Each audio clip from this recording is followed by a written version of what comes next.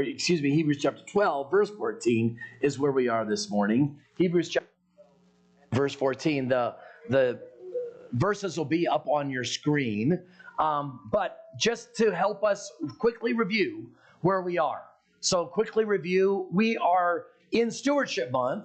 So our first month of stewardship was stewardship of souls. We had the Jeremy Fraser team here. And then the next week was stewardship of our country. Pastor Caleb in uniform preached about veterans in our country, and that was great. And then we had stewardship of missions, and we had our missionary from Uruguay, Pastor Carlisle, and his dear wife were with us. And then the last 2 weeks are the stewardship of our spirit. The stewardship of our spirit. What is a steward? In the New Testament period, in which the New Testament, the Bible was written, the New Testament of the Bible was written, a steward was somebody that was trusted with everything but owned nothing. He was responsible for everything but owned nothing. So a lot of the world at that time was ruled by about 100 families. About 100 Roman families pretty much ruled and ran the world.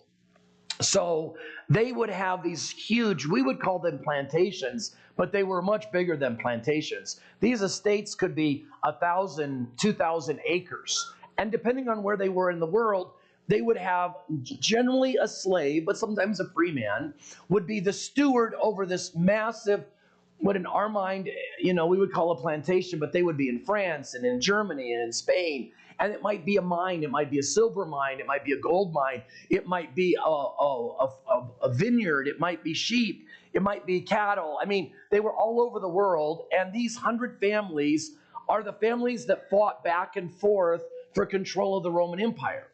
For instance, the Julio Claudia line is Caesar, Julius Caesar, Octavius Augustus, Nero is the last in that line. And then the Flavian dynasty starts. There's 3 emperors in that. That was a different family group. The Flavians knocked off, and now you know where we get the mafia from, right?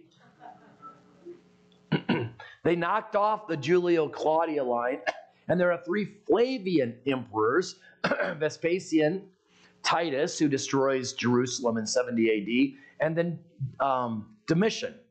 There are 3 of those. And then another family knocks off the Flavians. It was turf control, mafia. It's where we get the Italian mafia from, is how Rome ruled. And it was about 100 families. So this idea of a steward, Jesus has many stories and parables about a steward that was left with money, and he did a really good job. And the man that owned the huge estate came back and said, I gave you 5 talents and you made it 10. Blessed are you. And the other guy, he gave 2 talents too. And talents are not abilities. It was a sum of money. It was a large sum of money. A talent was like dollars. Okay. And he gave 2 talents, and he came back and he had doubled it to 4. And then, the parable, he buries it and he says, and the guy says, well, you're a mean God. And the unfaithful steward who was given a talent buried it. And he says, well, you're a mean guy because you don't really work very hard and you get a lot of money. And I know you were really mean, so I was afraid of you. So I did nothing. And Jesus, in the story of the parable, says, you lazy and worthless servant, if you really thought I was mean, you'd at least gone to the bank and gotten interest.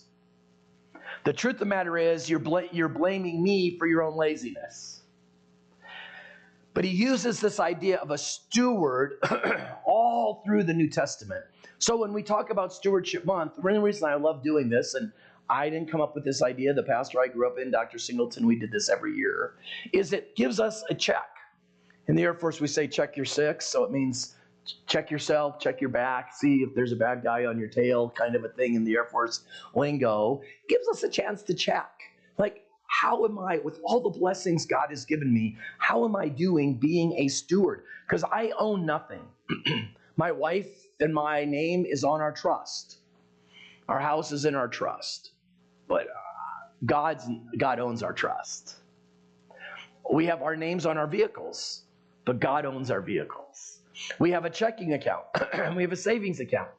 And our names are on our checking and savings account, but God owns our checking and savings accounts.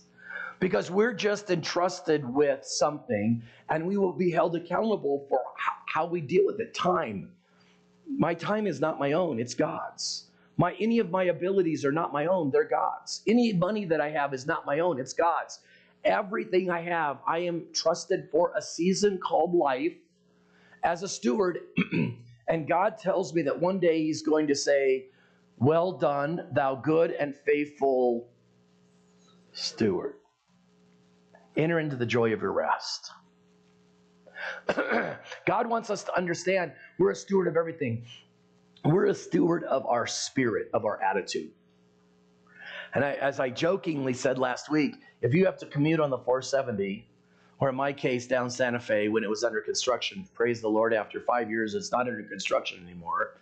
But if you have to, I was going around Phoenix, and I think Phoenix elected a mayor or a governor just like your governor, because it's all under construction now for years and years and years. I don't know what happened to Phoenix, but I think they imported a bunch of Coloradans down there to say, we have road construction, but it can't be done in 6 months. It's a 44-year plan, to get road construction done. And I can understand getting a little perturbed if you have to drive on the 470. But you do know that God says, guard your heart. Guard your heart. You must understand the generational danger of bitterness. Let me get my slide. Oh, I went too fast. Let me go back one. There we go. You must understand the generational danger of bitterness. So quickly review last week the story of Jacob and Esau. I won't read all the text again, but it's found in Genesis 25. They're twins. Esau is the older boy. Jacob is the younger. But while they're in the womb, God chooses the covenant blessing for Israel is going to run through the younger, not the older. And I talked last week about what is anger. Anger is the emotion of the unfulfilled expectation of fairness. And I'm going to say it again, because if you didn't get it last week, that's a good one for you to write down. Anger is the emotion of the unfulfilled expectation of fairness. If you get angry in your marriage, something you thought didn't go fairly. That's where anger comes from. So my wife will say to me, or I'll say to her, well, what were you expecting? What did you expect? Because anger is the emotion of the unfulfilled expectation of fairness. So the guy cuts me off on the 470 and I get perturbed. I get angry. That's because foolishly, I expected everybody to drive nicely. So sometimes we have to adjust our expectations so we don't get angry. And that's what it is. It's adjusting our expectations. What is bitterness? Bitterness is long-term, biblically unresolved anger. What is bitterness? Bitterness is long-term, biblically unresolved anger. So if I don't deal with anger through forgiveness, if I don't deal with anger through adjusting expectations, if I don't deal with anger righteously, it will develop into bitterness. Esau did not deal with his anger at not being chosen as the covenant blessing. Esau did not deal with it biblically, and he gets angry, and it develops into bitterness. He sells, as we talked about last week, he sells his covenantal blessing for lentil soup, and we had a good joke about that because Jeff likes lentil soup, and I would sell my blessing for tomato soup and a grilled cheese sandwich, but I couldn't imagine lentil soup. So we joked around about that. But can you imagine selling the covenantal blessing of Israel for soup? And yet many believers sell the blessing of God for how good being bitter feels. Many Christians sell the blessing of God for how good anger feels. Because anger and bitterness feels good. I'm a victim. We have a whole society that is mainstreamed the victimization. When I was a kid, the heroes were the people that overcame obstacles. In the last 15 years, we've become a society that celebrates victims, not the overcomers, not the achievers. And in fact, we want to cut the achievers off at the knees and make everybody equal. And that just defeats achievement. It defeats society, and it defeats Christ's church. Bitterness, as we see in Hebrews, we just read it, because the author says in verse 15, looking carefully lest anyone fall short of the grace of God, lest any root of bitterness springing up and cause trouble. The author likens bitterness to a root, and we know roots grow slow. That's why the definition of bitterness is long-term, biblically unresolved anger. I'm not treated fair. My wife didn't treat me fair. My husband didn't treat me fair. My parents didn't treat me fair. I'm counseling adults in their 50s that are still angry at their parents. Sometimes I want to pull out the last 3 follicles of my hair and say, grow up. That was 40 years. They had a Christian school teacher or a youth pastor. Now, I'm not talking about struggling if they were sexually abused. That's not what I'm talking about. They were mean to me. They didn't speak nicely to me. I get it. They sinned. Okay. Have you ever not spoken nicely to somebody? Okay, so you've sinned too. And they're still angry at their parents. And what's going on now is they're in my office because they're having all kinds of problems with their children, and it's because there's generational bitterness that's rolling into their own children, and they're seeing themselves. My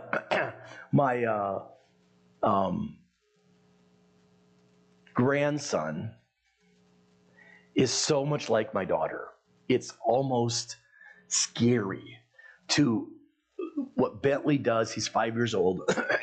And what Bentley does, just so many characteristics. And I was talking to my daughter about it at Thanksgiving because something happened.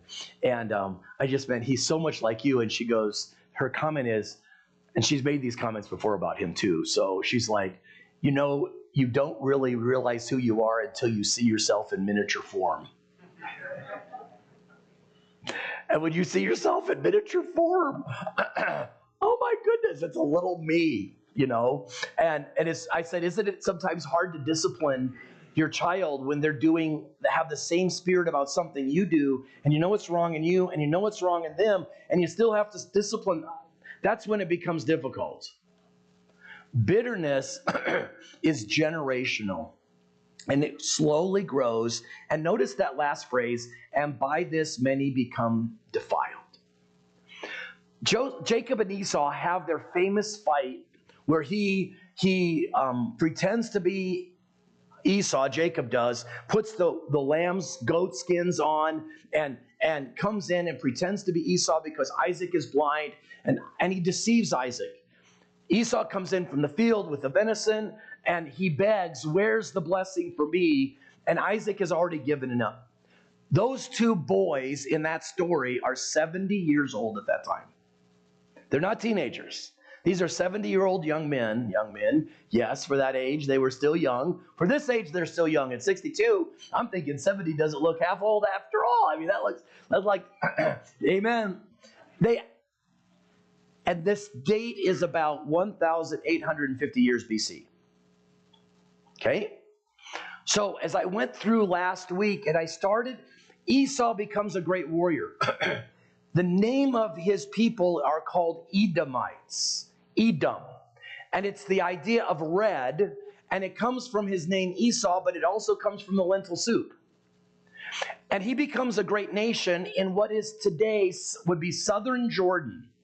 So if you could put a map in your head of Israel, and on the other side of the Dead Sea, what is now southern Jordan, that's where the Edomites lived, and they became very wealthy.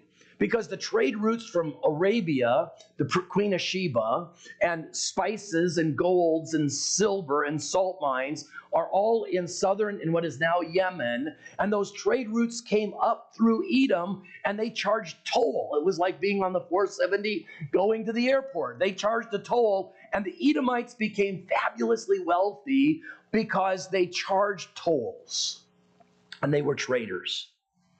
Except what we see is that there is never a godly Edomite. I'm going to trace a few more of these stories today, but we saw last week, if you were taking notes with me, why you must understand the generational danger of bitterness is because bitter people leave their children in complete self-absorption was number one.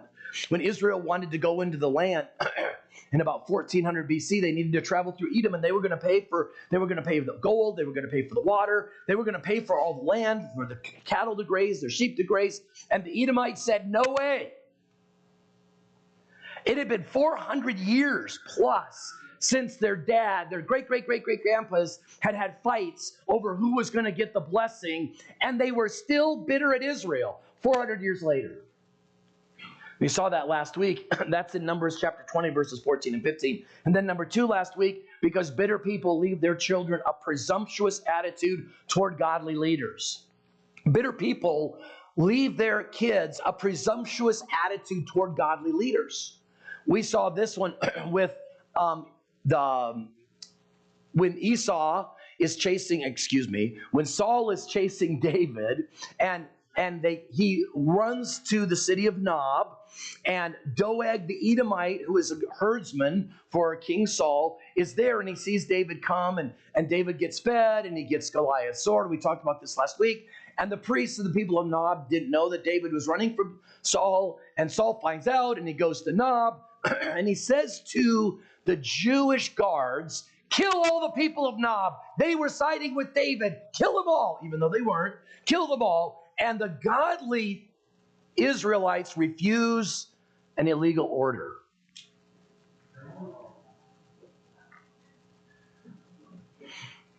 So I'm going to take a little cursor here.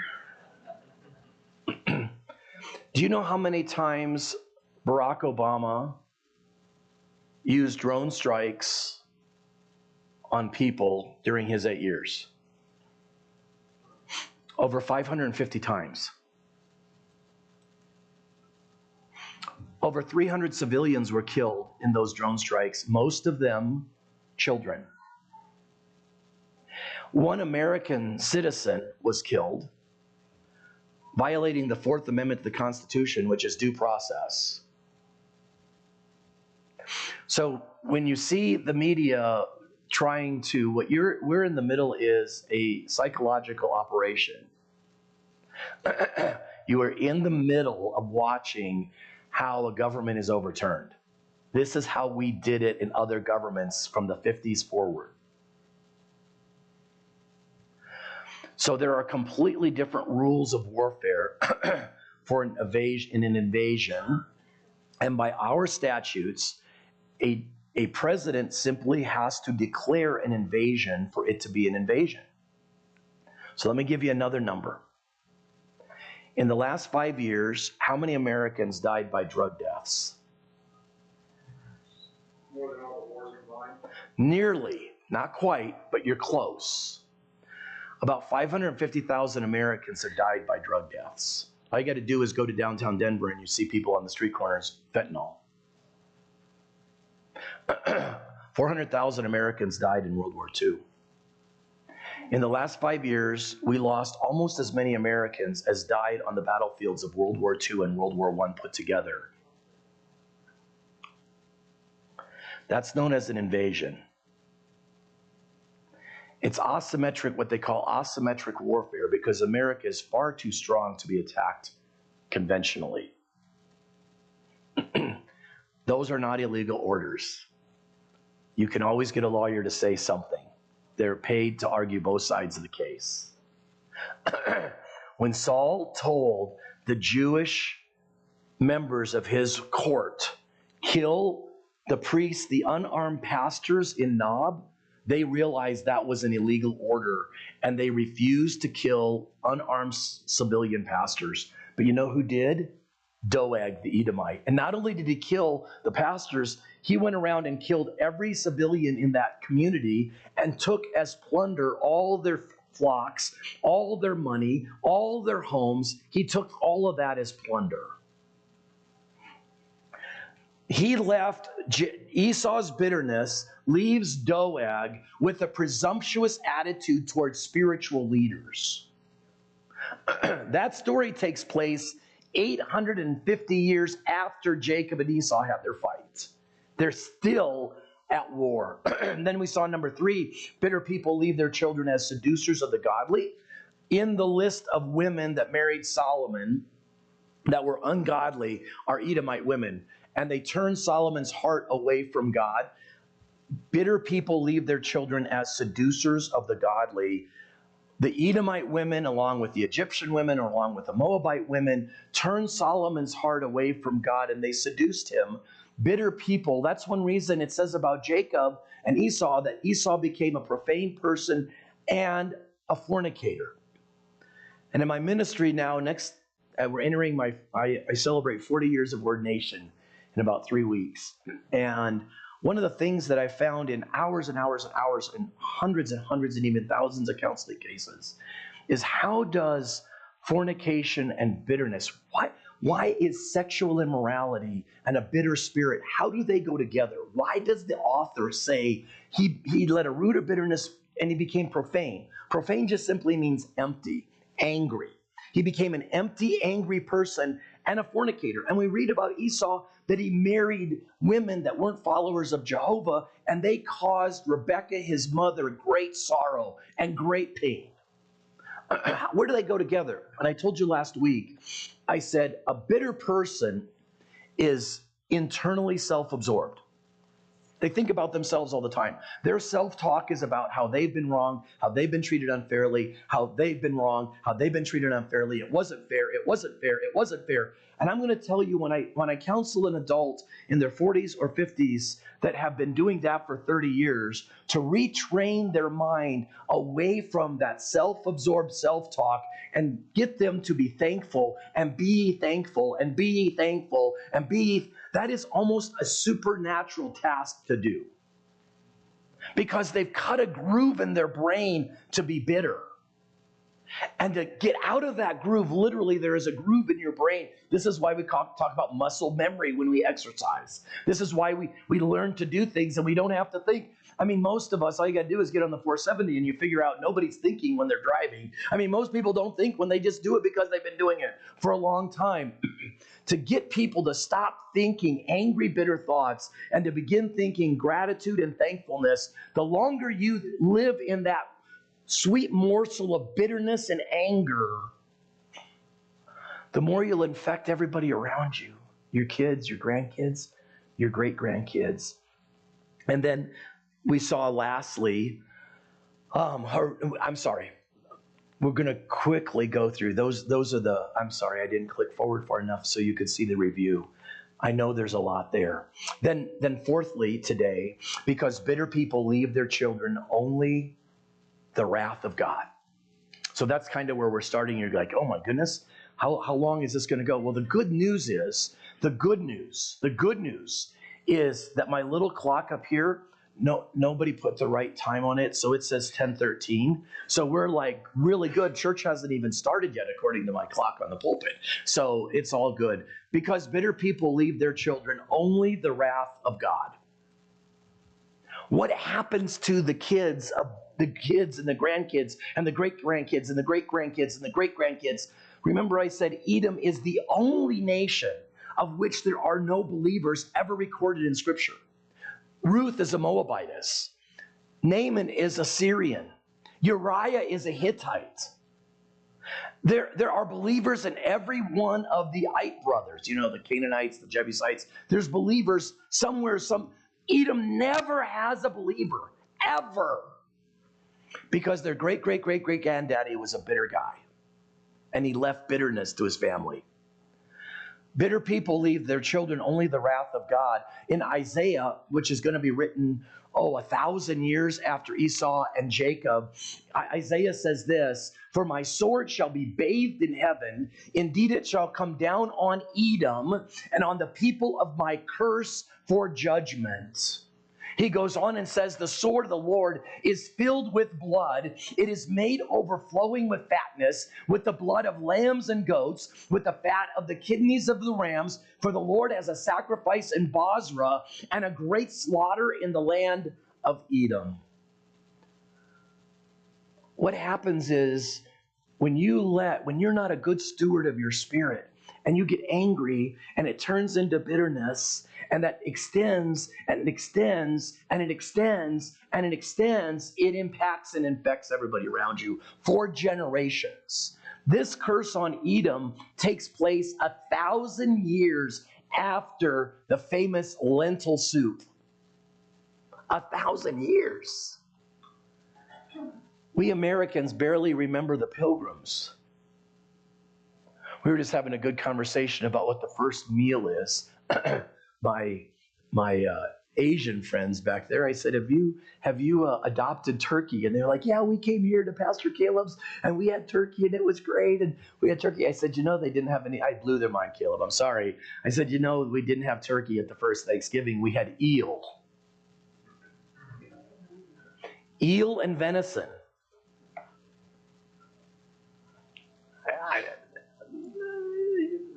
They love eel. So they were like, eel, that sounds great. I go,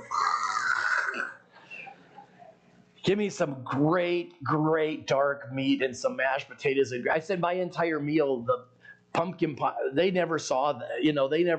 The Pilgrims didn't see what we had, right? Or very, very rarely.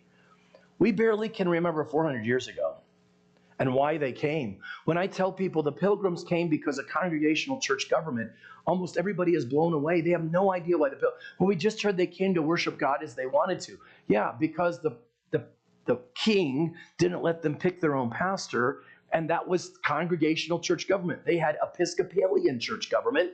Can you imagine if half our congregation went around the world and endured a frigid winter in which half of you died just so you could vote for your pastor? Only 3 women survived the first winter out of 102 people. Only 3 women survived. They went because they wanted religious freedom. And aren't you glad they did? Because the Mayflower Compact is the first social contract of democracy in the world. What they did is God providentially had a storm that moved. They were going to land in Virginia, not far from Jamestown, which had been established in 1607. This is 13 years later. And a huge storm because they left late in the season, because the Speedwell had a leak and they had to go back and they get on the ship. They were being harassed and they were going to get arrested, so they had to sneak out, and all these kind of things were going on. They came across late in the year, and a huge storm blew them to Massachusetts in late November. When they got there, they realized they had no civic government.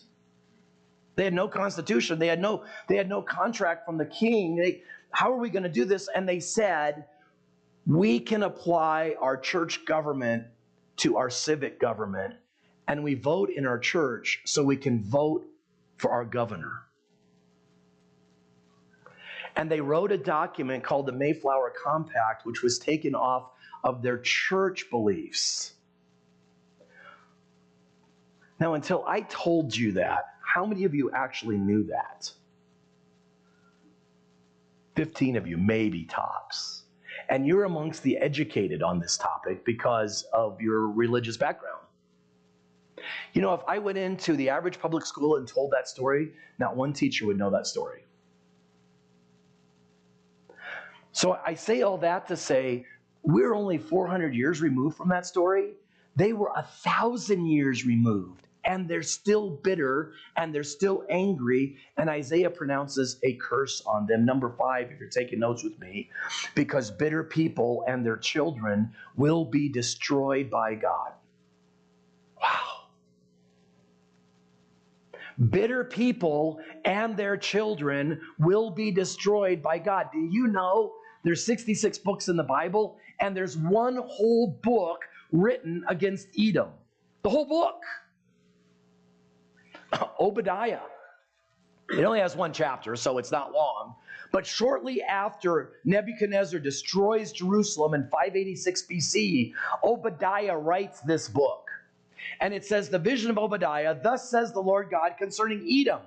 We have heard a report from the Lord, and a messenger has been sent among the nations, saying, arise, and let us rise up against her for battle. Behold, I will make you small among the nations. You shall be greatly despised. The pride of your heart has deceived you. You who dwell in the clefts of the rock. I'm going to show you a picture. Hold on. You who dwell in the clefts of the rock, whose habitation is high, you who say in your heart, who will bring me down to the ground? Though you ascend as high as the eagle, and though you set your nest among the stars, from there I will bring you down, says the Lord. This is Petra. This was the capital of Edom. I've had the privilege of being there 4 times. When we were there in, oh my goodness, so 5. My daughter was a sophomore in high school. And you drive down to Petra from Ammon, which is Ramoth Gilead. If you ever read in the Bible, Ramoth Gilead, that's the capital of Ammon. You drive about 3 hours south in a bus, and you get to this, and Petra is back. This is actually the treasury building. This is where they kept all the gold and the silver and all their money. This is the treasury building of the Edomite Empire. And you can go back in there and see all the ruins. Well, you ride on a camel back in there. And my daughter is 14, 15. And of course, the camel drivers are these Arab boys. Half of their teeth are already out. They're smoking and all that kind of stuff is rampant. And so as we're coming back out, it's about an hour-long camel ride in there, and you see all the ruins, and you see the famous treasury. And on the way back out, I said to our guide, I said, ask the boy and his dad, how many camels could I trade for my daughter? Because you trade camel. I mean, it's a dowry. I mean, you trade. My daughter was on the camel. She goes, Dad, don't you even have that conversation. David pushed 10,000 Edomites off a mountain and killed them in battle a few hundred years before this.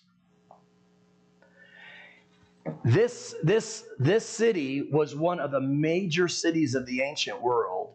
And Obadiah says, you live in the clefts, narrow defiles to get back to your city through rocks, up in the clefts of the mountains, and it's almost impossible to attack until the Romans destroyed them.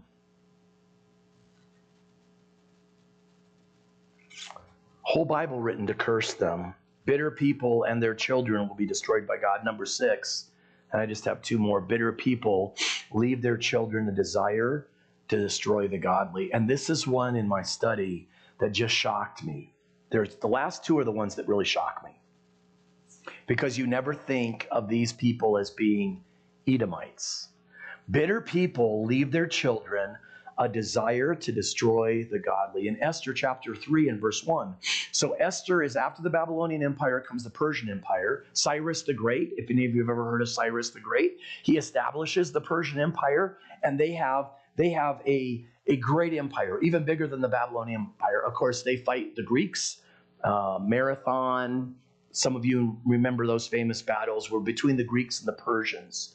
In fact, so I could chase a rabbit there. I'll leave that one alone. It says that after these things, King Ahasuerus promoted Haman, the son of Hammedatha, the Agagite. So do most of us know the story of Haman and Mordecai and Esther? I mean, this is where we get Purim in the Jewish calendar. Esther is the queen, and the Persian queen doesn't want to obey the king, and they kick her out. And then Esther comes on the scene, and she gets picked, and she has an uncle by the name of Mordecai. And Mordecai won't bow down to Haman. And of course, that's the conflict in the book of Esther. And Haman hatches a plot to kill all the Jews. Here's something you can tell. I don't care if he's your favorite commentator or not. If somebody you listen to is actively talking about getting rid of the Jews, they are either personally demon-possessed or under the influence of demons. It's always been that way.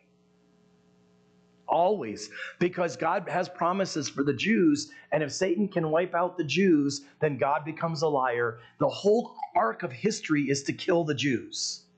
That's the arc of history. Because it's a war between God and Satan, and is God a promise keeper or is he not? Haman is an Agagite. If you go back in Esau's family tree, an Agagite is another word for Amalekite. Any of you ever heard of the Amalekites? Ancient enemies of Israel.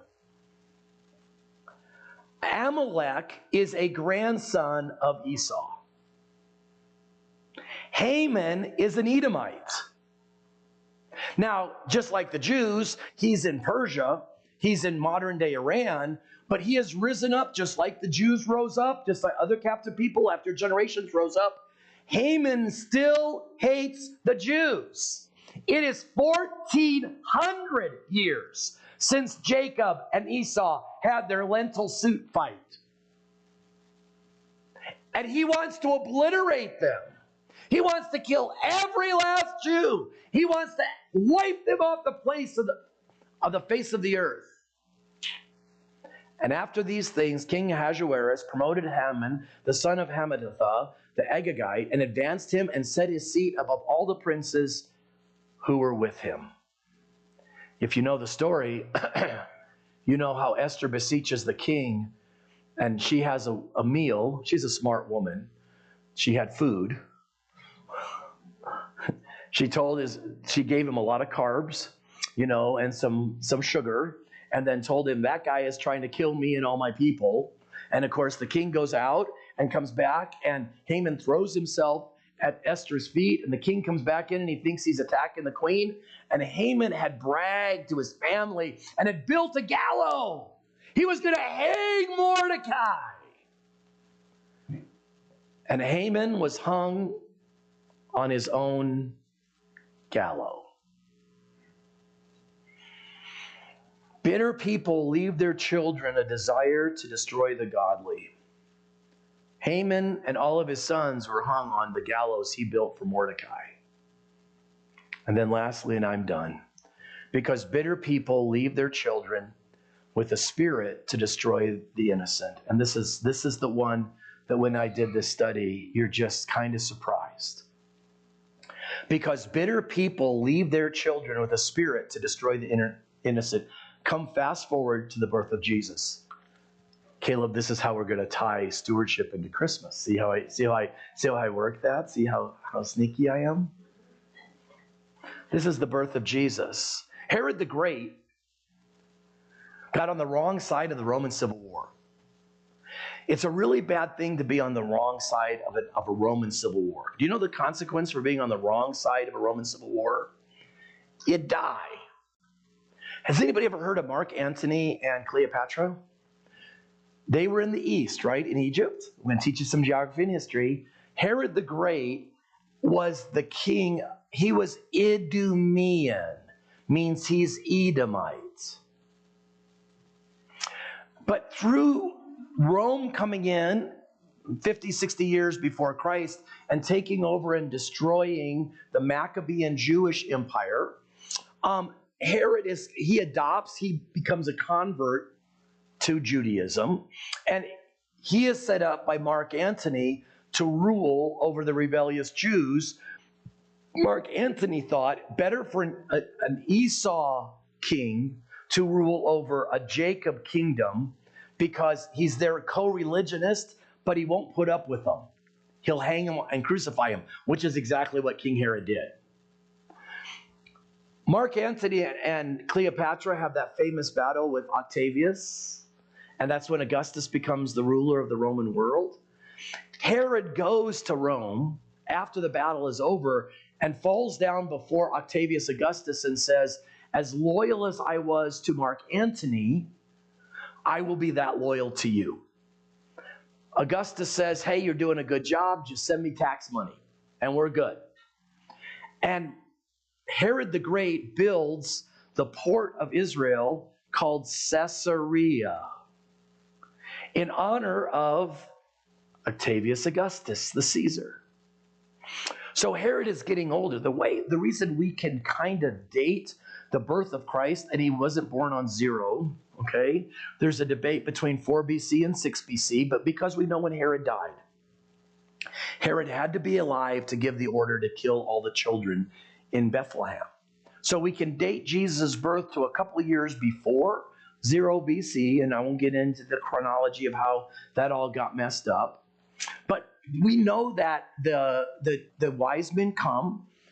Jesus is in a house, so he's not in the cave anymore. So Jesus might be 6 months old. They might be living in a house. But in Matthew 2 and verse 16, then Herod, when he saw that he was deceived by the wise men, right? The wise men came, gave gold, frankincense, myrrh, and they had a large group. The wise men coming from Babylon are coming with 50, 60, 70, 80 people because they're bringing wealth. They would have had a caravan of soldiers with them. That's why everybody was in an uproar, because they were coming from a part of the world where Rome didn't rule. Rome and the Parthians, and that was who ruled Iraq at the time, modern day Iraq, they were constantly at war, constantly at war. So when you have a large caravan coming from the Parthian region, coming to Herod and saying, "Show us the king of the Jews," Herod blows up. Augustus said he would rather be Herod's pig than his children or his wife. Because Herod wouldn't kill a pig because he was a convert to Judaism, but because Herod suspected his favorite wife, Mariamne, and two of his sons of plotting his death, he had his favorite wife killed and two of his sons, Aristobulus, and the other son jumps out of my mind right now, but he had them killed, murdered, executed. He killed his own wife because she thought, this guy was a conspiracy theorist forever. Well, that's because he'd killed so many people himself, right? So when he hears this, he tells the wise men, "Hey, go down there, and then when you're done worshiping him, come back to me because I want to worship him too." Bethlehem is about 3 to 4 miles from Jerusalem. It's a very short walk. Of course, the wise men are warned by an angel saying, "Go home a different way." Warns Joseph and Mary, "Go to Egypt to fulfill the prophecies. Out of Egypt have I called my son." I'll deal with that in a sermon the Christmas season, where God predicts that the Messiah will be reared in northern Israel, born in Bethlehem in southern Israel, but grow up in Egypt. That's just an impossible, unlikely scenario. We'll talk about fulfilled prophecy during the Christmas season. Herod sees that when he'd been deceived by the wise man, he sent forth and put to death all the male children who were in Bethlehem and in all its districts from 2-year-olds and down, according to the time when he had determined from the wise man when they had seen the star. The text goes on in Matthew, says, "Then it was fulfilled what was spoken by Jeremiah the prophet, saying, a voice was heard in Ramah, lamentation, weeping, and great mourning, Rachel weeping for her children, refusing to be comforted because they are no more." So I'm going to chase another prophecy here because most of you have no idea what that prophecy is about. Judah, was he a son of Rachel? Yes or no? Who were the sons of Rachel? There were two. Who were they? Joseph and Benjamin. Who is Judah's mother? Leah. Where is Ramah? Ramah is in central Israel. It's nowhere close to Bethlehem.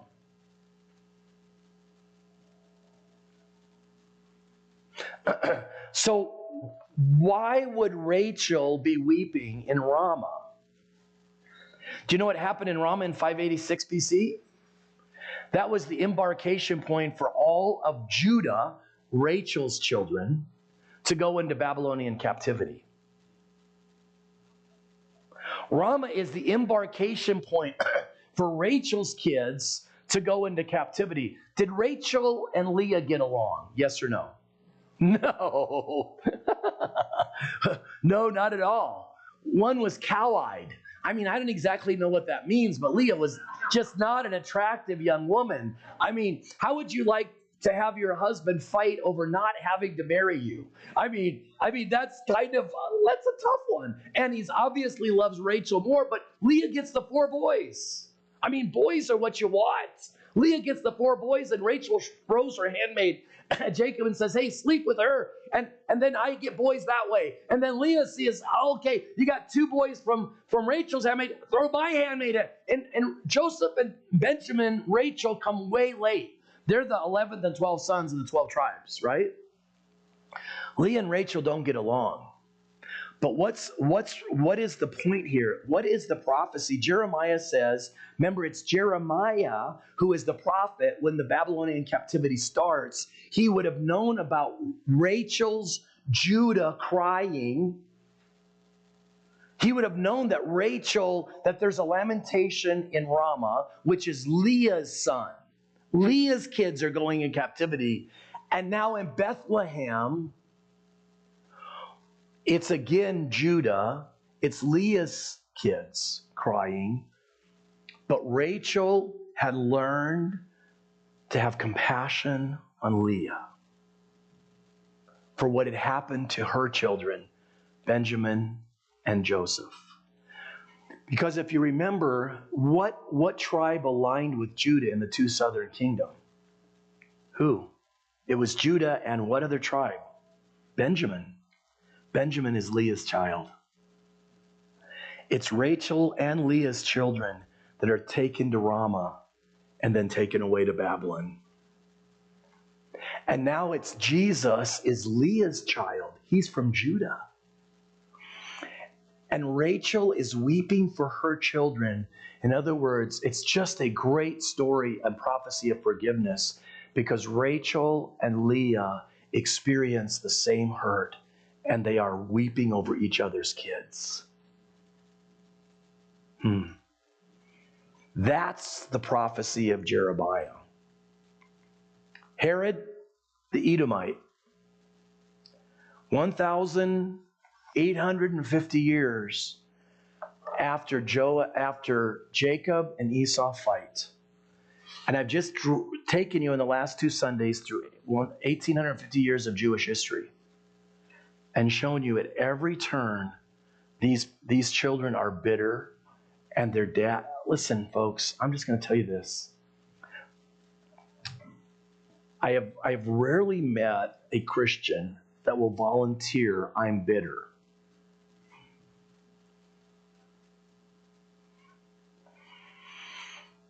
It's our sin that will, if I in counseling say, I really think you're bitter. Oh, no, not me. Oh, no. Oh, no. Oh, no, no, no, no, no. I think it's Macbeth that said, I fear that he doth protest too much. It's impossible to hide bitterness. It rolls out of you in crisis. It's impossible to hide bitterness. It rolls out of you in crisis. If you struggle, so what I sometimes do in counseling is I'll say, tell me the top 10 moments in your life when you have had unfairness dealt to you in a significant way. I do this in marital counseling. I do it with adults struggling with their parents with adult kids. And they start listing, and what I will say at the end of those 10, I will say, in that pile is your bitterness. Deal with your bitterness, forgive, and I can walk you through how to do that biblically. Deal with your bitterness, and then we can deal with the relationships that are broken because of that bitterness. Because it defiles many. It defiles many. Now, I will put one more caveat as I quit. Do other people get votes? 100%. Some of you know Larry Roberts, who comes every once in a while here, and is a good friend of ours from high school. He and Patty, Elma and I grew up in the same youth group. If you saw this summer, his older brother Mark came with his wife, and the two brothers married two sisters, and we were all in the same youth group together. And Mark was the chairman of the board of the deacons there for 25, 30 years. His dad was that before him. Mark loved the Lord, et cetera, et cetera, et cetera. Larry didn't. Larry grew up with me in the high school, and he rebelled at every last little thing. And it's just great to see what God has done in his life and Patty's life over the last 10 years as they've just, it's just, Elma and I, every time we're around them, we love being around them. And we just sort of like, I can't believe this is the same guy that we grew up with in high school. How God has just radically transformed him. And I used to use that as an example to say, same parents, same youth pastors, same senior pastors, same Christian school, same missions trips, same,